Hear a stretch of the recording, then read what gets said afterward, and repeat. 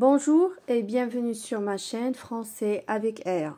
Je vous présente aujourd'hui une nouvelle leçon qui concerne la phrase interrogative. Alors, par définition, la phrase interrogative sert à poser une question. Elle se termine par un point d'interrogation et on distingue l'interrogation totale de l'interrogation partielle. L'interrogation totale, elle porte sur l'ensemble de la phrase. On ne peut y répondre que par oui ou par non. Je vous donne un exemple. As-tu vu ce film? Alors la réponse à cette question-là, soit qu'on va dire oui pour répondre positivement à la question, ou bien non pour donner une réponse négative. Alors c'est ce qu'on appelle l'interrogation totale. On passe maintenant à l'interrogation partielle.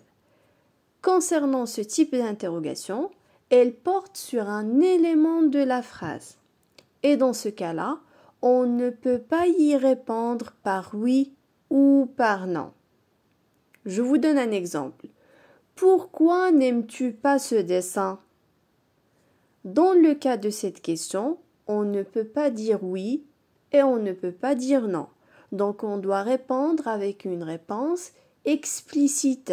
Une réponse qui permet d'expliquer la cause pourquoi on n'aime pas ce dessin. Je vous laisse maintenant avec des exemples de la phrase interrogative. Quelle heure est-il? Est-il revenu de son voyage aux Antilles? Comment est-ce arrivé? Pourquoi n'a-t-il pas voulu venir? Vas-tu à l'épicerie? Est-ce que tu es contente d'être ici? Ta voiture fonctionne-t-elle?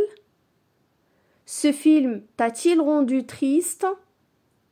Se rend-elle à l'école en autobus tous les matins?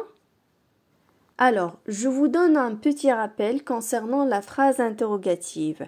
Pour poser une question, il faut tout d'abord respecter l'intonation au niveau de votre voix. Pour marquer cette phrase interrogative, on utilise ce qu'on appelle les mots interrogatifs pour introduire notre question et on peut utiliser également ce qu'on appelle l'inversion du sujet pour former une question donnée.